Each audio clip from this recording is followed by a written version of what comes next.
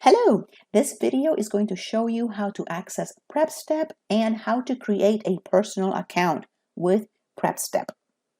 We're going to start from the Los Angeles Southwest College website, and that is www.lasc.edu.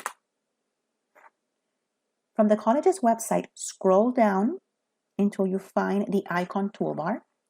Locate the icon for the library and click on that. That takes you to the library's welcome page. Scroll down. On the left side, click on the link for A to Z list of library databases. This takes you to a page that contains a list of all of the databases that the library has to offer. In order to find PrepStep, you can either just scroll down the page or you can click on the P from the shortcut alphabetical list. Once you get to the P's, locate the link for PrepStep.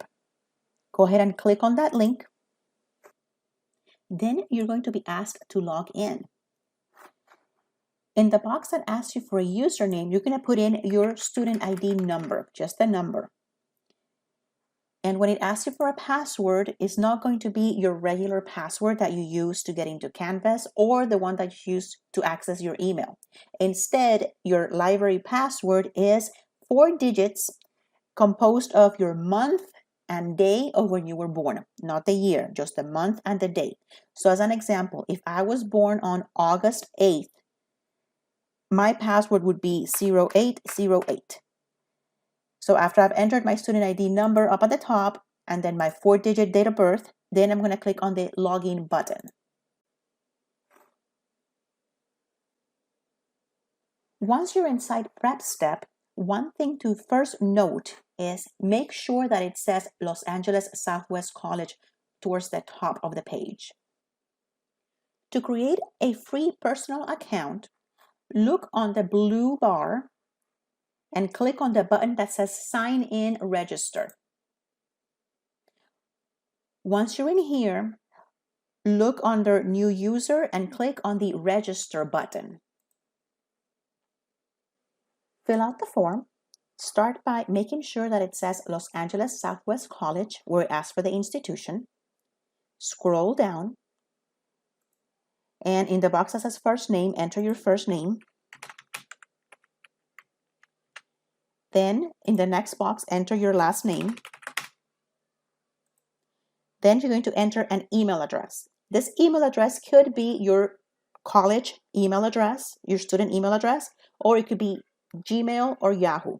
You just have to remember what email address you used when you create an account here with PrepStep, because that email address is going to be the username that you will need to enter when you log back into the same account.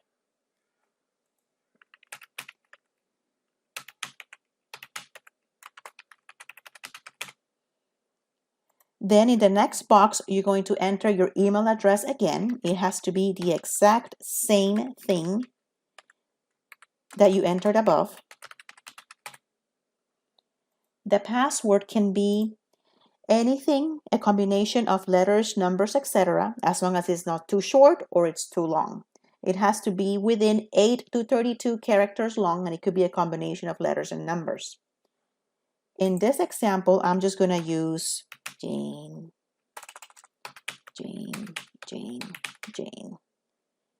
01. Then I'm going to re-enter the password again, Jane 01. And both of them, the password and re-enter password, both of these need to be exactly the same. Be sure that you write it down and notate what password you are using, because if you forget your password, the librarians cannot assist you with that. So after you've entered this information, you do not have to enter the student ID or course section. Do not enter anything here. Just click on the button that says register. And then that creates your account.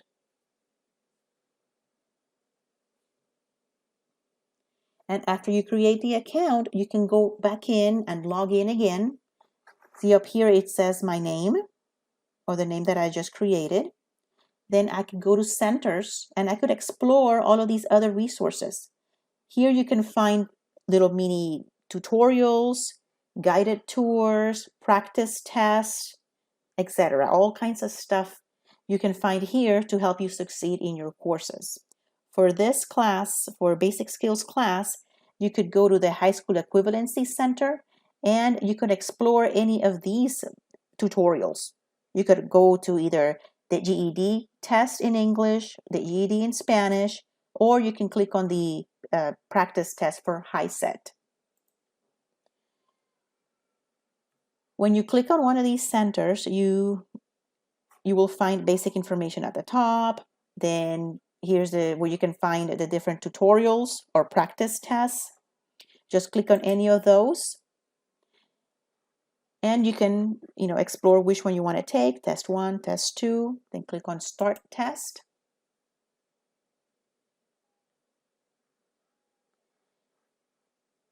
Then you get information about the test, links and resources on how to take the test. And in this box that says test details, it tells you how many questions, how many minutes it should take, and you can select a different mode. You could either do it in simulation, where the timer will start counting against you, or you could go do it in the practice mode, in which you will see the explanations, whether you got something correct or something wrong at the end of the test, or you could use the learner mode. It's up to you or up to your professor how you should do these. I like the learner method or option because as I answer each of the questions, I can see whether I got it right or wrong, and it'll give me an explanation. So as an example, I've selected learner option. Now I'm going to click on start test. And then I'm going to go through the test and the questions. And I could, select my answer, and I can click here on the button that says check answer. And then it'll tell me, oh, I got it wrong and which one's right. And then here are the explanations for that. And then I can continue on to the next question and do the same thing. So I could practice and learn as I go. If I need to walk away from the practice test, I can click on the button that says finish later. And then I can save where I'm at. And later on in the next session, I can continue where I left off. And I would do so by, again, accessing the link for PrepStep through the library's website, and then I would log in with the account credentials that I just created.